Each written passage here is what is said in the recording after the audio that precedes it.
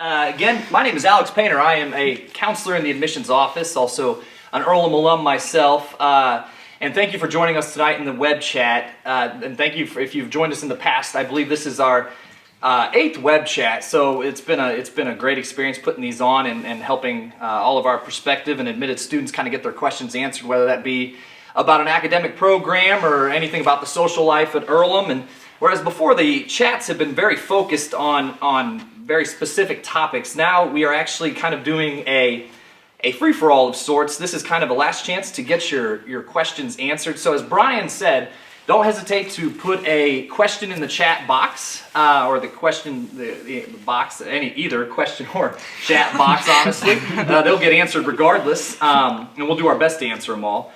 But, so if you've joined us on chats before, we generally do have a couple faculty members. This time we have decided to just use 4 current students. So, ask away. Like I said, kind of a free-for-all in nature, anything Earlham related, within reason, of course. But I tell you what, so let's kind of turn it over to our panelists here. So if you guys would like to say your name, where you're from, and let's say if you haven't declared a major, some of you are very close to graduating, of course, but if you've declared a major, what it is, or if you have not declared a major yet, what it is that you're interested in studying. So. Great. Well, hi, my name is Aaron Falsetto. I'm from Ottawa, Canada. I'm a senior history major, religion minor. I'll be graduating in a few weeks, but I also play on the men's soccer team here and the men's club volleyball team. Hi, my name is Grace Mahoud. I'm from Homs in Syria.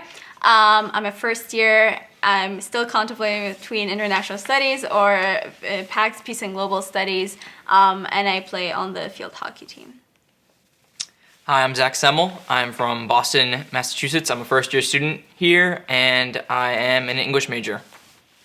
Hi, I'm Ingrid. I'm a senior studio art major from St. Louis. I'm also involved in the orchestra on campus, Rose City, our coffee co-op, and I was a member of the radio station WeSci here for a little bit.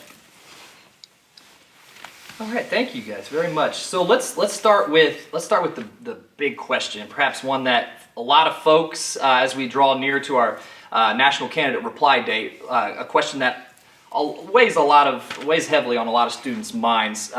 So why did you ultimately choose Earlham? And you guys can just chime in as you feel fit. The freshman, you want to go first? Zach. I'm on it. All right. I came here during a summer vacation road trip through the Midwest. I was looking for small schools initially, and this school is the smallest I looked at, and I loved it. And then I came back in November for a visiting day, and I loved the community. I thought everyone was genuinely super friendly. The professors were incredible. Just the relationships that I could see people have formed with them were so real, and that's something that it's really cool for me to experience now. And that's essentially why I came here. And mine's similar also. I really came here for the community. I knew I wanted a liberal arts education, so I was just kind of picking and choosing a school, and I felt best at Earlham. I'm also really into their study abroad program here. It's fantastic, and I've definitely taken advantage of that over my 4 years here. I didn't get a chance to visit. Coming to the U.S. would have been a little bit harder, but I wanted to go also to a small school, and so my university counselor at my school recommended Earlham. I looked more into it. I went to a UWC, United World College, and a lot of alum from there who are current students now at Earlham got in touch with me and filled me in on all that I needed to know, and I felt that was the right fit. You actually contacted me, didn't you? You contacted me. I contacted you. Because they told you I was getting in. Well, my story's a little bit different. I am a senior here, but I'm actually only a second year at Earlham. I'm a transfer student. I transferred from a school in West Virginia. And when I was going through the process of transferring, I had met with my advisor at my old school, and he asked me what schools I was looking at. And when I told him that I was looking at Earlham College, his eyes just almost came out of his head, and he said, "Earlham, really?" And I said, "Yeah." He said, "You need to go there." And I was taken back because he was really enthusiastic. He said, "If you would like to pursue grad school," he goes, "this is the place you need to go." He goes, "Academically, it will prepare you, and you should really go. You should really consider it." So I took his word, and I spoke with a few other professors at the school, and all of them had heard about Earlham College. which was very surprising to me because it was also a very small town in West Virginia. All of them heard of Earlham College, and they all urged me that if I had the opportunity to go here. I had also never visited campus, but when I got here, I love the campus, and the people here are fantastic. So, yeah. Thank you all for sharing. Now, we've had a couple questions submitted, from our participants here. So, I guess when we're talking about the process of choosing Earlham, Rachel in Kentucky, she asks, what are some of the things that you would wish you had known before going to college? And I know that's a very, very good question, Rachel. We appreciate you submitting it. And also probably a little bit of reflection, but you guys can also weigh in as needed on this one as well. So if anybody would like to lead off. To college in general? It's a hard question. A big thing that might seem like simple, but do not bring your whole house to college. Especially like cleaning supplies or things that you could buy here, because that will save room in your car or truck when you drive down. And that might seem silly, but it's actually really true. I know that when I was coming from Canada to the United States and I drove, I brought way too much, and I could just save myself a lot of time and lugging if I just decided, hey, I'll just buy the things once I get into the United States, or in your case, it would be from Kentucky to Indiana. So I would definitely give you that advice. Pack simply. Yeah, pack simply. Absolutely. Would anybody else like to kind of chime in? How about to our first year students? Anything that you wish you would have known before you arrived here on campus? I wish I'd really been able to anticipate how much I would miss home. I don't know. I'm really, really happy here. I came here from relatively far away, and yeah, I miss it sometimes, but I've come to value it so much more, and it's been, I think, a really important life experience going, out of state, let alone this far away. It's been awesome. Yeah, Zach, thank you for that was very good insight. And do you feel as though was it something that was kind of hit you a little harder when you first left home, or how have you kind of adjusted throughout the year? I mean, are you missing home less, I should say, as your first year kind of progresses and comes to almost a close? Absolutely. Yeah, it kind of hit me in the car ride actually a little bit. Right. Yeah, Awesome. But it's gotten a lot better. Anybody else like to weigh in? I think like the amount of work, like especially because you get into academics, but especially on a very active campus, you slowly also start signing up for more things every single day. And so no matter how many people tell you, like, yeah, college is hard, but you gotta, like, it will be fine. It will take a lot of time, but it's definitely worth it. Like, you're going to be very busy most of the time, especially if you're a person who wants to be active in the community. Sure. But like, I don't know. You'll be busy, but it will be totally worth it. Which I guess is a good segue into a question we received a little bit earlier. Actually, two good questions. But we'll start with this one. So what are some of the more active student groups on campus? Or we can even kind of bridge that into, like, kind of talk about your own experience with some of the student organizations. Yeah. So anybody can weigh in on that one. Well, at the moment, I'm the co-convener of the Students' Organization Council, which overlooks the different clubs at Earlham. And so I would say the MUN Club, the Model United Nations, is definitely very active. We hold a big conference in January where we invite 300 high school students who come and attend. And we also go and participate in different conferences. We went to a conference, just like the last one we went to was in February. We went to Washington University in St. Louis. I mean, from my own experience, I know it's pretty active. The SPJP, Students for Peace of Justice. I'm the president of the Student Athlete Advisory Committee. Yeah. We're very busy from an athletic standpoint. So we work a lot with Special Olympics here in Indiana. We just had our Unified Bowling Tournament, which brought our entire conference, which encompasses schools from Indiana, Ohio, and Kentucky, and we went to compete in Indianapolis a couple weeks ago. So that's one example. We work with different track meets, but also different events that occur on campus as well. So it's very difficult to say, there are a few that are the most active.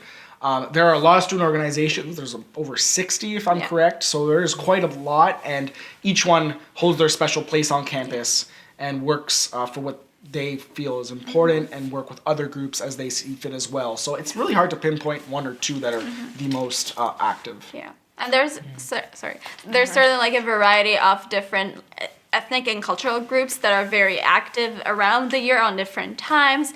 So like their activity could be, some do more in the fall, some more in the spring. And in addition to that, departments also have some clubs that are related more to people with their majors that can be some way that people can contribute more. We also have several student co-ops. I mentioned Rose City, which is our coffee co-op on campus here. And we also have the Barn Co-op, which is one of our more impressive Earlham unique groups, I guess. They fully run our equestrian center and everything. And also the Bike Co-op is the third that I can remember. I don't know if you guys have any others, but those are quite active on campus as well. Yeah, there's a living co-op as well. Oh, that right. We have, so Living co-op. Right? yeah. That's actually kind of new to me, a living co-op. Can someone kind of explain that a little bit more? Have any of you guys been on? I know. I know that they have a part of, is it Wilson or Warren that they have part of? They have part of a dorm that they do their own cleaning. They divide their own chores and they do their own cleaning. They cook a meal, always like the whole floor together, get together more. Just a chance to get more of living together feeling, I guess. Which also is provided also by also living in houses as well. But in houses you also get, so you don't always clean by yourself, so that doesn't make a difference. Well, thank you very much. Thank you. So, you guys had kind of mentioned athletics earlier, a little bit earlier. And we have two student athletes in our midst. And David from Michigan asks, what's it like being a student athlete? Are there resources in place for athletes? Is it manageable, I think, is probably the question on a lot of prospective student athletes' minds. So if you two would like to weigh in, that'd be fantastic. Sure. I would definitely want to tell you that if you come in as a student athlete at Earlham, you need to be prepared mentally and physically to know that you will probably have between 20 and 30 hours of your week, especially during your season, completely committed to athletics, plus a full course load. Now, the great thing about Earlham, now that may sound scary, but the great thing about Earlham is that the support that we have is tremendous. And what I mean by that is that if you are organized enough to, notify professors about, when you will be away for games and whatnot, they are more than accommodating from my own experience and from what I've heard of other athletes as well.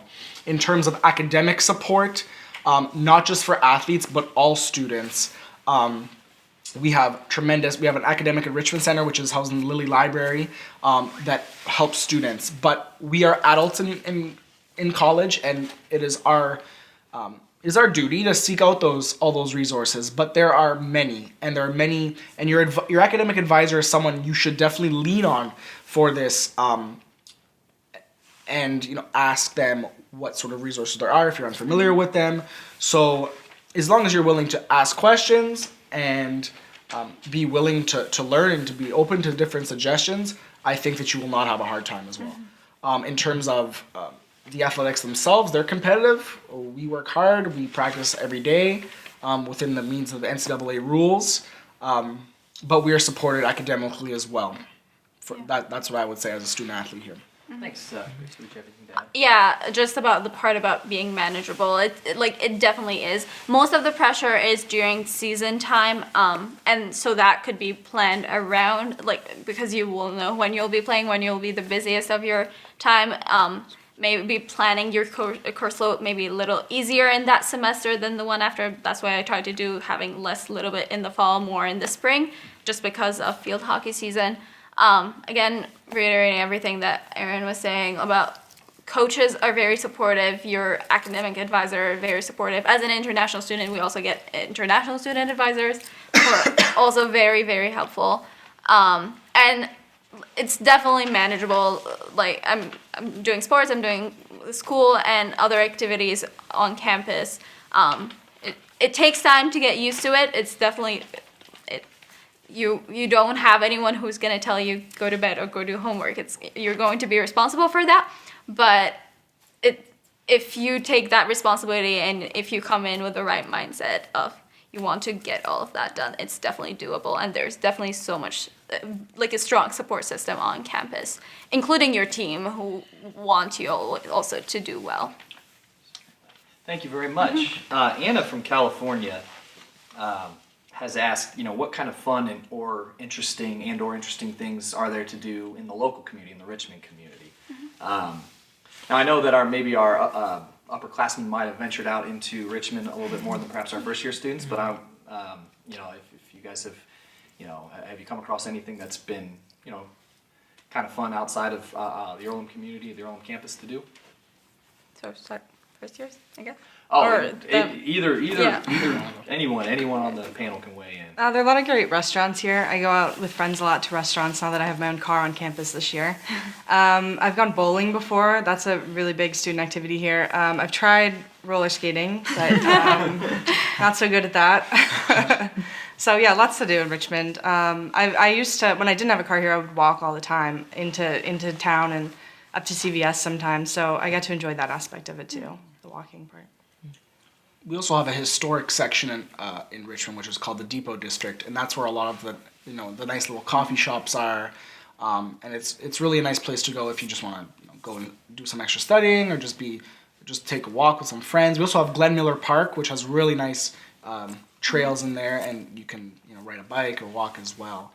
And if you're looking for, Richmond's not super tiny; it's about 30,000 people. But if you're looking for a little bit bigger, that Dayton's not far. It's only 45 minutes away. You have Indy, which is an hour west. You have Cincinnati as well, which is a little bit, maybe an hour and 15, an hour and 30. And then Columbus is about 2 hours away. So we are in the middle of a lot of larger cities. If you want to, make a trip to a city on a weekend. But in terms of Richmond, there is a lot to do when you enter a lot of different types of restaurants, like you were saying, which you wouldn't necessarily maybe expect in Richmond, Indiana. But also a lot going on campus at all times as well. So you're going to find yourself venturing off campus not as often as maybe you would assume right now. Yeah. So. Yeah, I was like expecting more that, I'll be going out more to Richmond and stuff, but you get really absorbed into what's happening at Earlham that your weekends are mostly busy. But in addition to all like things that you can do in Richmond, there's also so many opportunities for volunteering as well that you can get involved with that through Earlham can facilitate that. And also like last weekend we did a day of service, Earlham's annual day of service, facilitated by the student government, and we went into the town and helped cleaning a couple of neighborhoods, working with also IUE's, another college here in Richmond, and the mayor's office here. Oh, and I hate to cut in, just in case anybody wanted to weigh in additionally, but this was just too perfect. So Rachel asks, where do students typically tend to volunteer in Richmond? Undoubtedly, you might have heard of some places that maybe draw more Earlham students than others, but where is some of the more popular places? I think Amigos is a big one. The Boys and Girls Club. That I know a lot of my friends who are honor students who volunteer a lot through that. I volunteer in a high school. I help a teacher there in a history classroom. I also know some of my friends volunteer at the elementary schools as well. So the schools are very eager. There's a lot of different middle schools and high schools and elementary schools here in Richmond, and they're always eager to have Earlham students go and help as well. Animal shelter is also somewhere that students tend to go, and also the hospital. We have a large hospital here, Reed Hospital, different specialties as well, and a lot of students volunteer there as well. Yeah. So there's quite a lot. And there's No, there's go. lots of volunteering that also the athletic and wellness department like they're really working hard on creating those connections. Last week I was volunteering also with the Special Olympics that were happening on campus, running, walking, what do you call it? Chocolate. Yeah. Yeah. So there's also a lot of opportunities that are facilitated through Earlham. Or you can go out to Richmond on your own and also try to volunteer. No, absolutely. I would. Yeah, my wife. She actually volunteered at the Boys and Girls Club while she was a student here. She's also an alum, naturally, and she's kind of parlayed that into a career. She works here at the Boys and Girls Club of Wayne County now. So, I guess we got a good question from Mark here, and we'll say. And now, tread carefully here, guys. But he has asked, what is your least favorite thing about Earlham? And so I open that up to anybody. If anybody, other than absolutely nothing, hopefully, but... I've actually had a lot of time to think about this because I'm a tour guide here and I get asked this question almost on every single tour. And it's a very difficult question to answer because... And if you see their reactions as well, they're really thinking, they're pensive about it. And for me, the biggest, and this is kind of a spoiled kid complaining, but the biggest thing that maybe I don't know if I'd necessarily change it, but maybe something that gets under my skin sometimes is that Earlham students are extremely passionate, and sometimes when they are passionate about a cause that you are not necessarily well versed in, or you do not necessarily have, or you're maybe indifferent, sometimes that might get in your way is the best way I can put it. So whether that's at a lunch table or a dinner table, that is probably the biggest thing for me that is that I maybe would change. With that being said, this is what Earlham is about. It's a classroom outside of the classroom at all times, which doesn't mean that you have to be on your toes all the time, but it just means that students are constantly in discourse about different topics. So that is probably the main thing that I would have to say. That's an impressive least favorite thing. Yeah, it's really, yeah. No, thank you for sharing. Well, I tell you what, we're getting a lot of questions in, so I want to make sure we get to all of them. And I'll ask our first-year students here this one. We've been asked, like, what are the Earlham seminars like? Mm-hmm. So I'm assuming you guys now have been through your ESs, if you will, and what has your experience been in your Earlham seminars for our first-year students? And then if our other students, you guys would like to chime in, you also can. So. For me, my Earlham seminars were my favorite classes of both semesters. Really? I was lucky to get my first choices for both of them, so that was like an extra bonus. But for my first semester, I did an Earlham seminar on Palestine and the Jews, and then for this semester, I'm doing one called Breaking the Bank, Money, Power, and Wall Street. They've both been in the history department, but they're very interdisciplinary, that you do cover a lot of areas. And it involves a lot of different, like looking at very different material. And in the first semester, it's so much about also getting to know Earlham more, getting to learn more about our principles and practices, learning more about what's available for you on campus. So the program is framed in a way to include also get like this assimilation into Earlham. And also in the second semester, it's more also trying to get your writing levels also up for college, like good college level. So first semester is a little bit chill more. This one, the second semester, it's been more rigorous in writing, at least for me. And it's a great experience. It's a nice way also to bond with your class, like people from your graduating class, because any other classes are very mixed with other people, but having that chance to have classes with people from your year only is also nice as well. At least I liked it. Yeah, I had really similar experience. I took the Examined Life for my first semester seminar, and The current the teacher is now my advisor. She was fantastic, and we had meals together, these students, a couple times. We were checked in on every Friday, like, how was your week? What's going on? Are you doing okay with your schoolwork? And it also introduced me really well into discussion courses, which is not something that I was really used to from high school, and how to not only express myself in a discussion setting, but to listen to other people's opinions and respond to them. And I'm in a very similar class to that now. I'm taking Roman erotic poetry, and Max. yes, with Max. And that class, similar to Grace, it is upping my writing to new levels. And it's been a really, really awesome experience.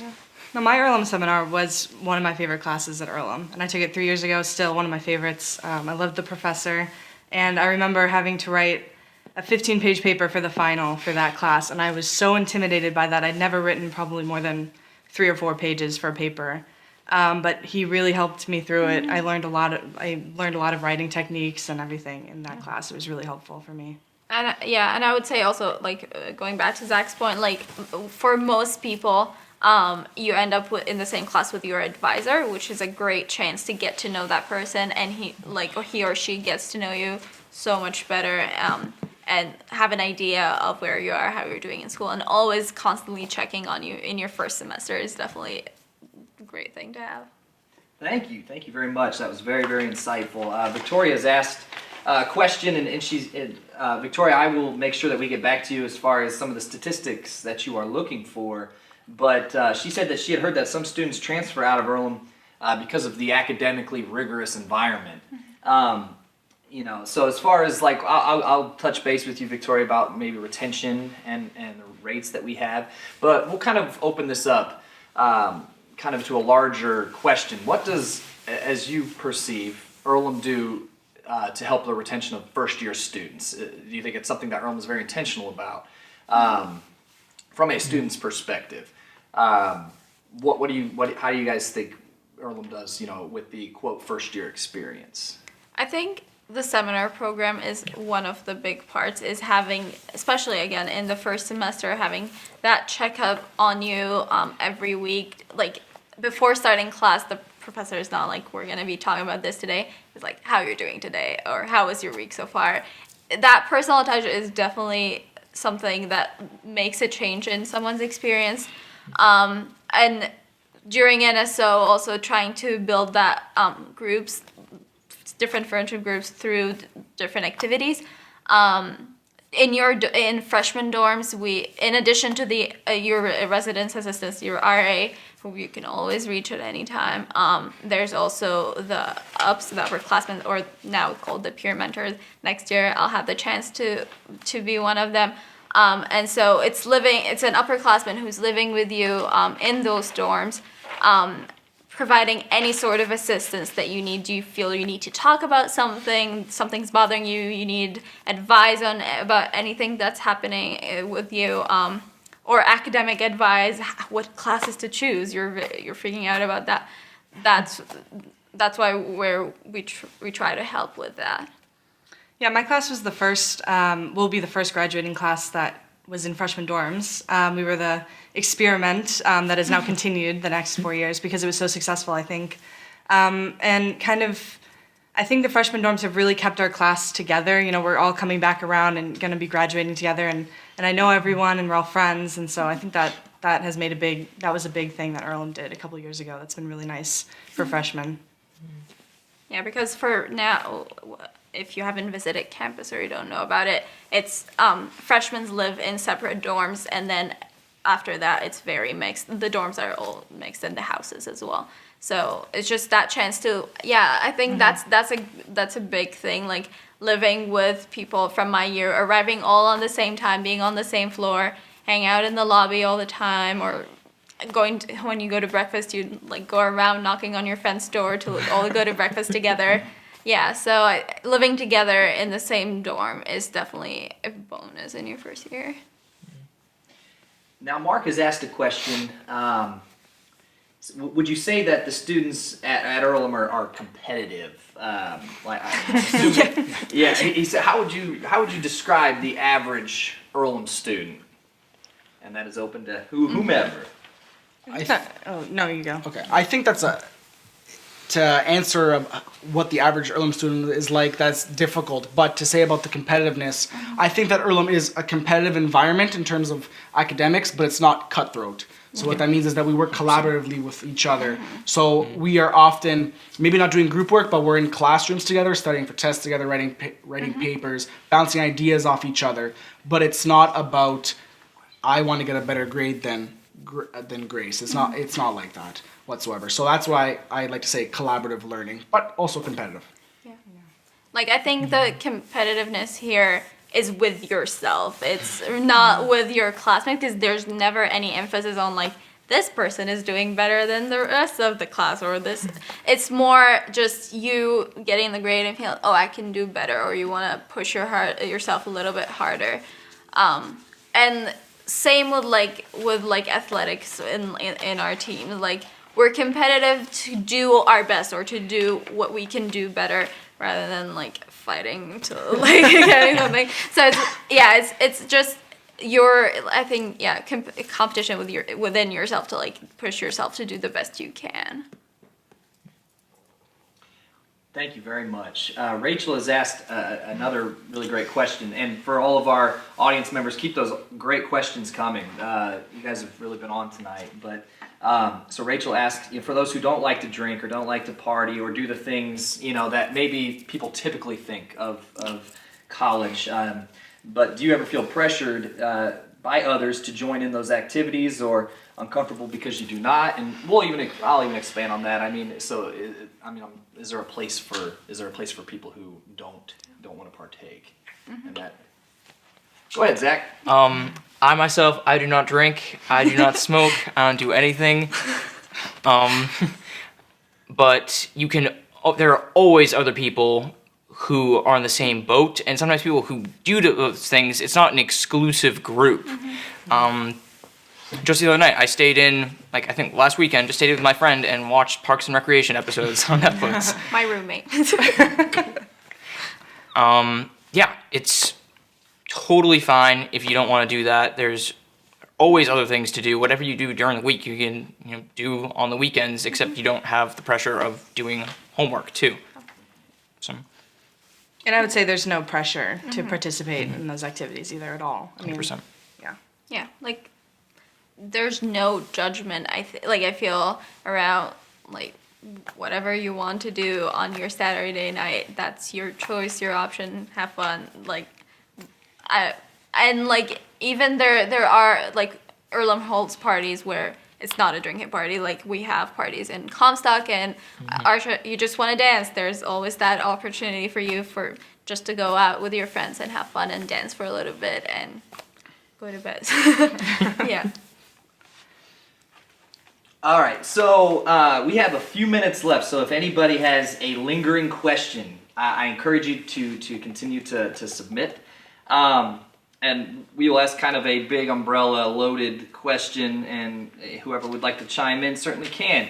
But what makes Earlham, now I guess Aaron has been to another university besides Earlham, but as far as even like what you've heard from your friends or from the colleges that you visited during your own college selection process, what makes Earlham unique?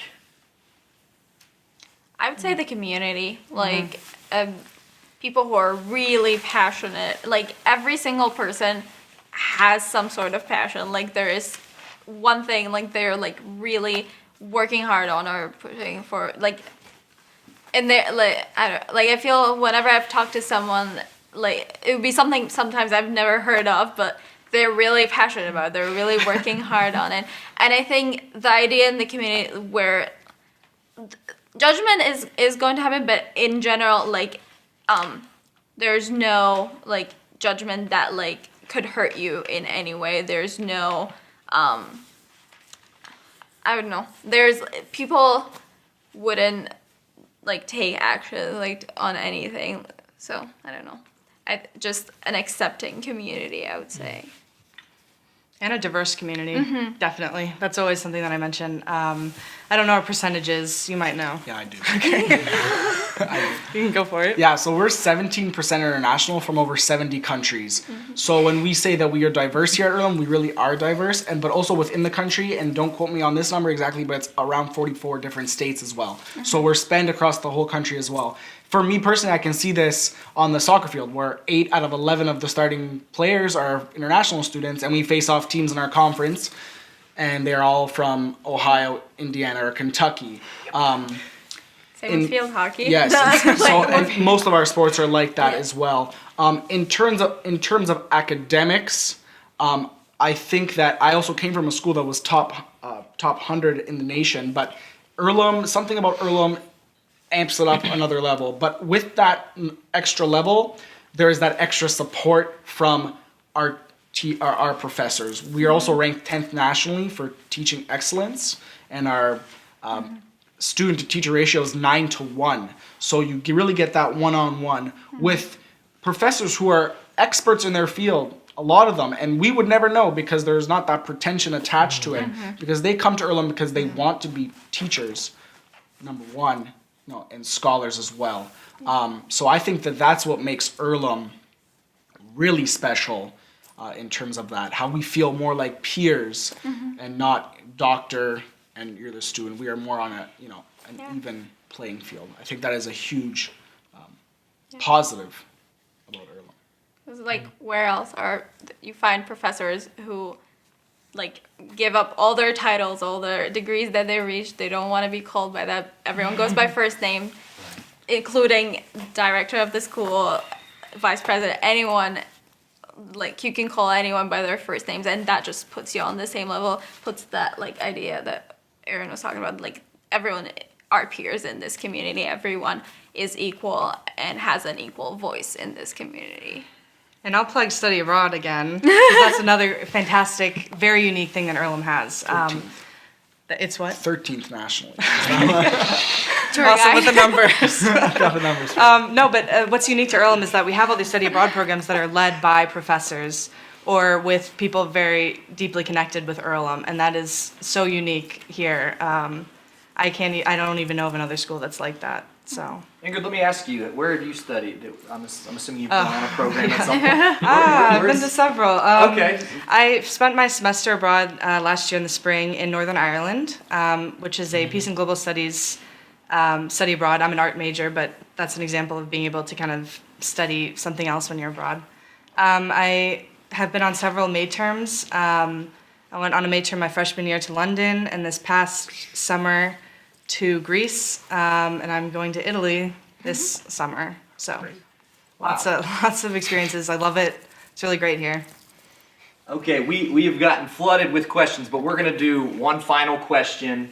But I did want to pass on some praise from one of our students who has joined us in the web chat. She said, "Thank you to you folks, and because this has been the best web chat yet." Hey. So I want to be very intentional about telling you that. So actually, we'll do two questions, and then we'll be done.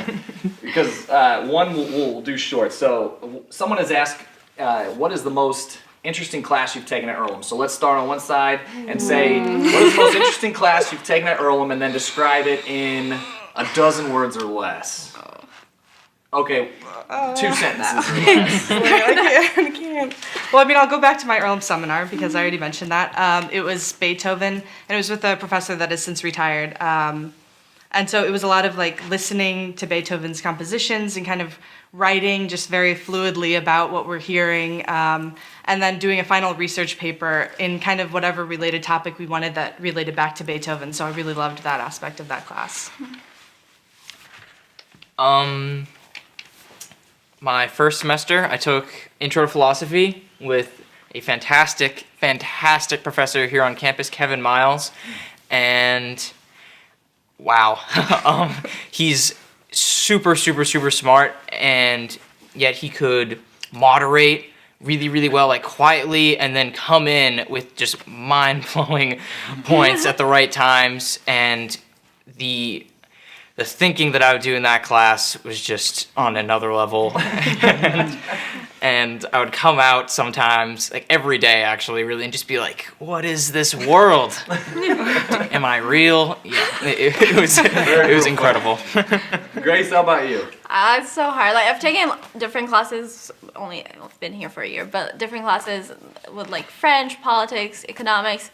But till now, I would say my Earlham seminars would definitely be still my favorite and most interesting, and especially my first one, Palestine and the Jews. I've always been familiar with the topic. I've grew up with it, but having to study it on more an academic side was something very different. And having the professor who was teaching that, Helena Kaler, is also my advisor. And having that chance to like speak to someone who's very, very well versed in the topic, and also having class with very different views, and having that chance to discuss every time. It's a 50-minute class.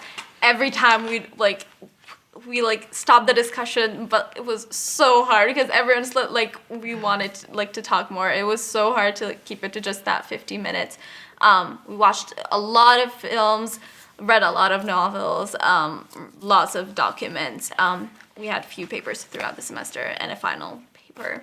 It's still my favorite and most interesting class so far. And Aaron, I'm sorry, just before you go, I have to just say again that our students that have joined us in this web chat have been very, very engaging and very awesome. And we have a student that says, Grace, I think I sat in on that French class with you, and you were awesome. So, Thanks. so Aaron, go ahead. Great. Well, I actually took a class with my advisor and also her advisor, Helena Kaler. And the class was Food and Power, Europe, the Middle East, and the New World. So every single week, someone brought in a dish, so that was wonderful. So we got to eat every week, every Friday. But also talking about the power of food around the world. And it was just a wonderful class, a topic that fell under history, but also extremely different. I mean, I never really thought about it when I saw the course title, and it was just a really, really fun class for my senior year. It was last semester, so yeah. All right, well, awesome. We do have a couple lingering questions, and for those of you who have left a question that has gone unanswered, because unfortunately we're going to have to wrap it up, I will respond to you via email here by tomorrow, so we'll get those questions answered. I'd like to thank our panelists, of course, for joining us. You guys were lovely. And also, if for all of our students out there who are tuned in or who will be watching this later, don't hesitate to email the admissions office with any questions you may have. It's a very critical time, it's a very important time, and it's a very enjoyable time in your lives. You'll be picking your college here soon. I wish everyone the best, but if there are any questions that you may have, feel free to email us at admissions@earlham.edu, or of course you can go to earlham.edu, go to the admissions page, and find your territory counselor, and they're always more than happy to help as well. So again, if you have left a question that has gone unanswered, I will be sure to get on those here as soon as possible. I'd like to thank everybody for joining us, and again, thank you for the panelists. Thank you to the panelists, and I guess that is it. We will sign off. Thank you.